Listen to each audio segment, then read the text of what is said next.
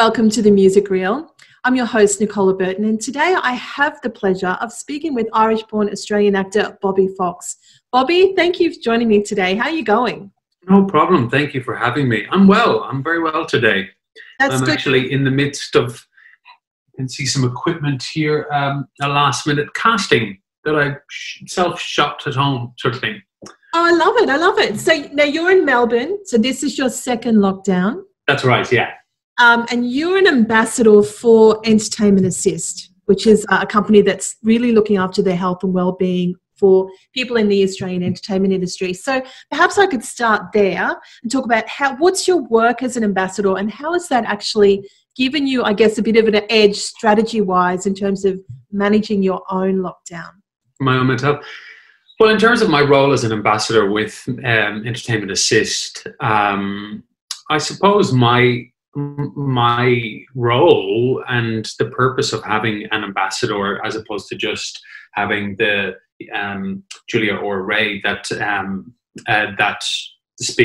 run Entertainment Assist, is that I can give a first-hand account of what it is like to be a performer within the industry that has been completely leveled by COVID, and to speak about, well, just a first-hand account of what that's like, and also someone that I have ongoing mental health treatment and all those normal things that some of us do, some of us don't, and it just gives a sort of, I guess, puts a nice face to it, a nice sounding Irish voice to it as well. But you know, I guess, yeah, it just gives it a real personal angle and a personal avenue. And as well, I get to speak to people and listen and you know, other colleagues and stuff that are going through it. And the thing about it is, you know, with COVID is that it's so every single person is experiencing it uniquely in their own way, with their own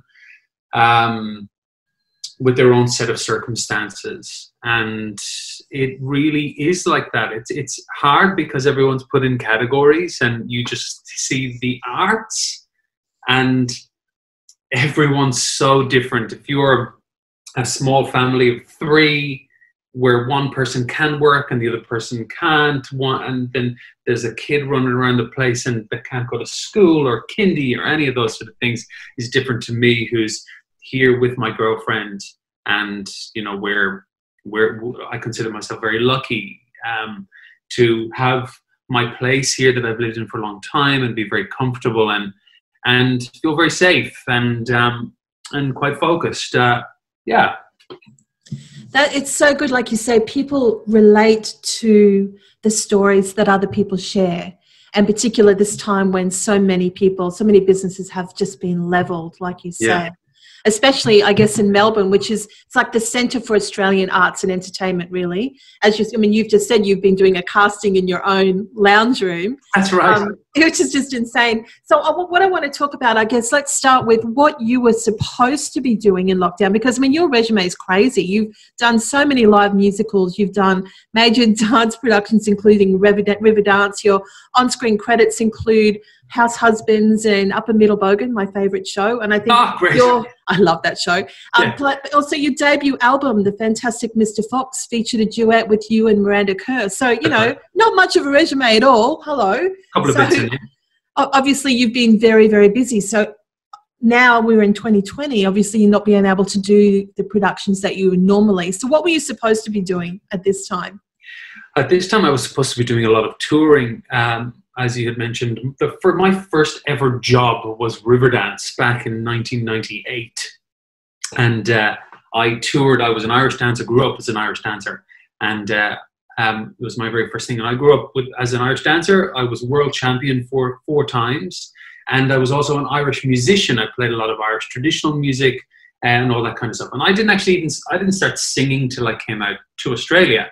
So for me, I was supposed to be doing a show called The Irish Boy, which was my own self-devised show that I produced and put together, that was supposed to be touring around the country regionally within all the theatres around the country and stuff. And so a lot of that was cancelled, and some overseas stuff I was supposed to be doing a concert on the West End with Ruthie Henshaw. And that was canned. And then I was looking at doing a show. They were doing a production of Chitty Chitty Bang Bang in Ireland that I was hoping to get. I mean, I was in the early stages of auditioning and stuff like that, but it was sort of looking good. And I was hoping to head over to Ireland to perform in a show, because all my musicals I've done in Australia. And I was hoping to do a musical at home. And then other concert tours. There was a Bogan and Schönberg concert tour that I'd been asked to do, and so many things that were, yeah, as I said, cancelled. And yeah. So what do you do? I mean, exactly. So does it look like, I mean, from the people you've been speaking to with those productions, are they booking it for October? Are they booking it for March? What's their take? Yeah, I mean, everyone's being, I mean, I guess if you're a producer or a venue or anything of the sort when it comes to putting on live productions, live music, live concerts, you need to be optimistic, and you need to have a lot of faith, and you need to have a lot of hope, and you have to work in the best case scenario, because you can't be left, let's say if you were to not plan for a certain date in the near future, and then those dates actually came open and you weren't ready for them, then you're missing out on that opportunity too. So it's a really tricky situation in terms of those sort of things for different people. And I know there's a lot of productions that are just that plate has almost stopped spinning, and they're really trying to keep that momentum going with Frozen and even things like that. You know, people that have booked, you know, what would potentially be 2 years of solid work in the can, in the bank.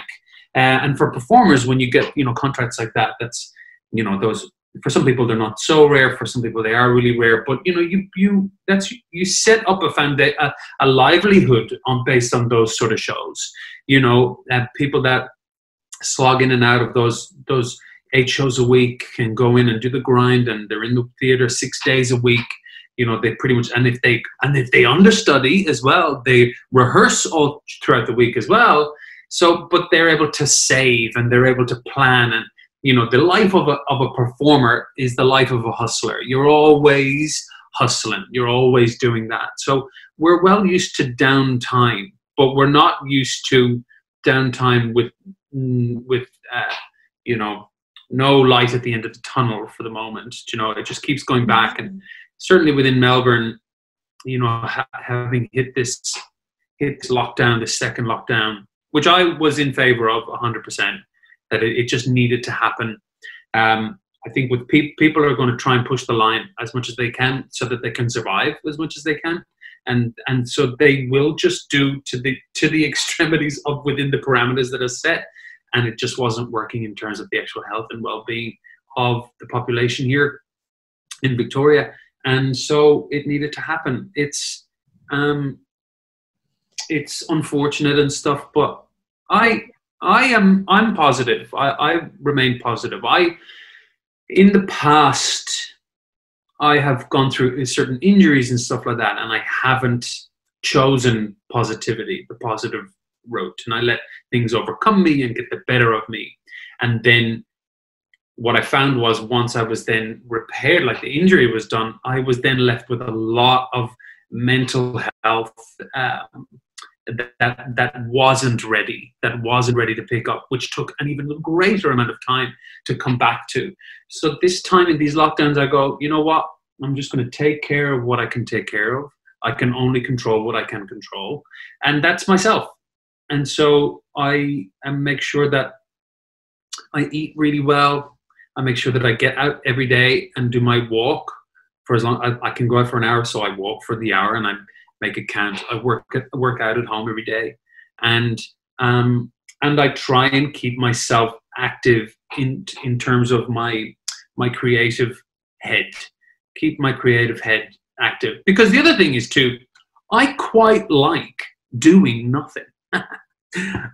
I'm a fan of I'm a fan of having nothing to do. I like it. but again, too much of that is not good for you. It isn't good, and we all know that.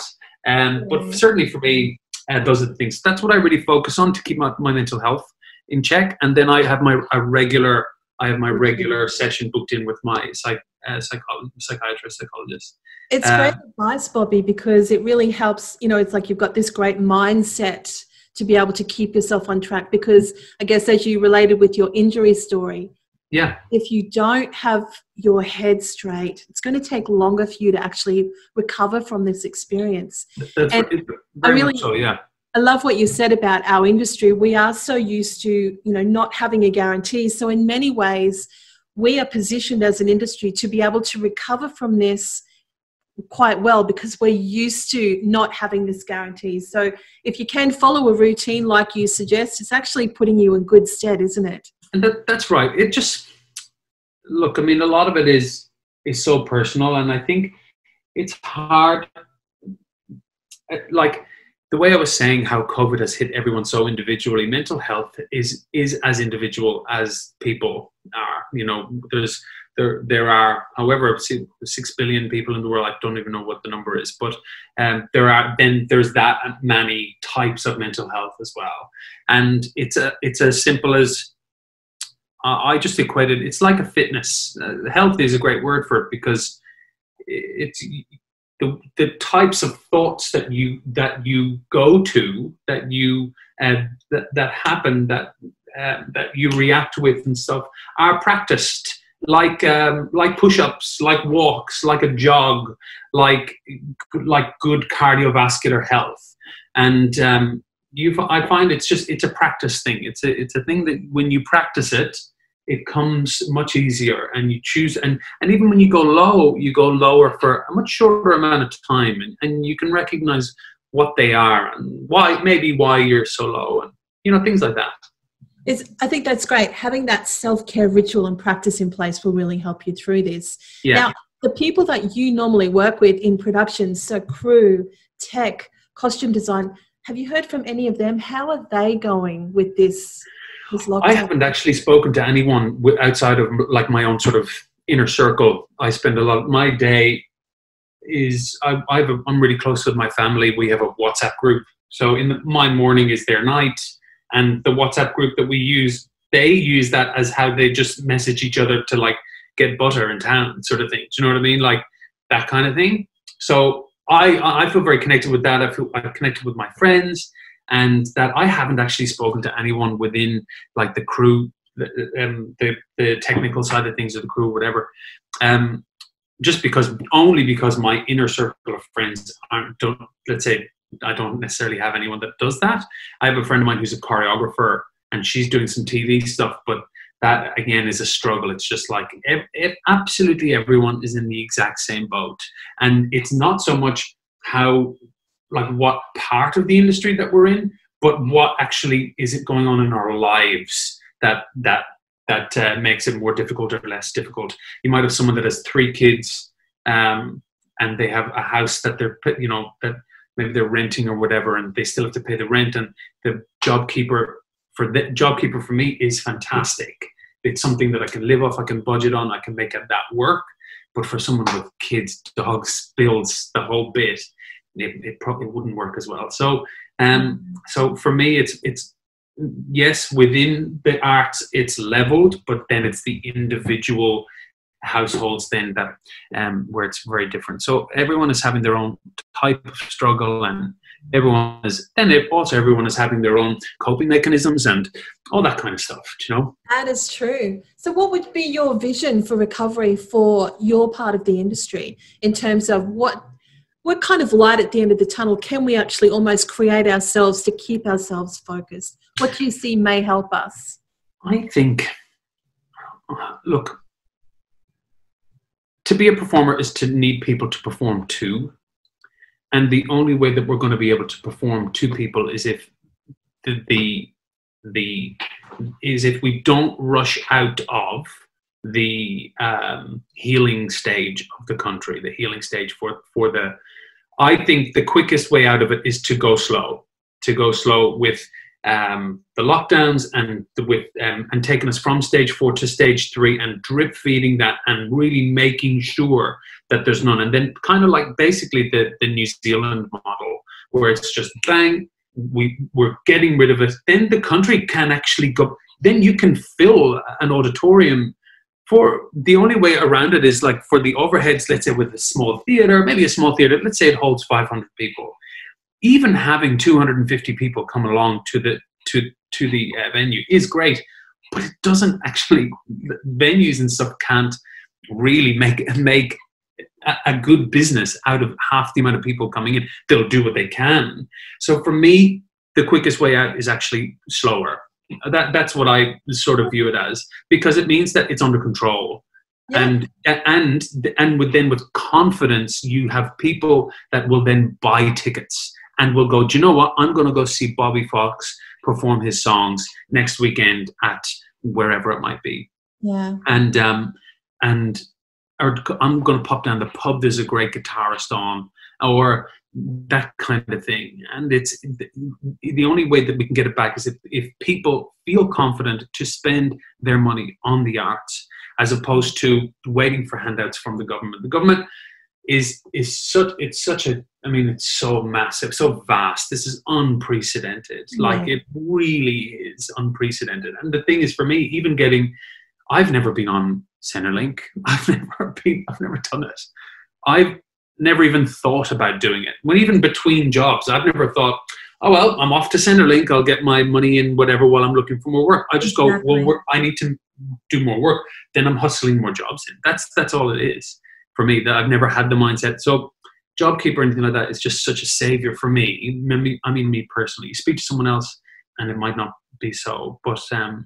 But yeah, I think for me, moving forward for the arts industry, we need the people of Australia to feel confident about being outside.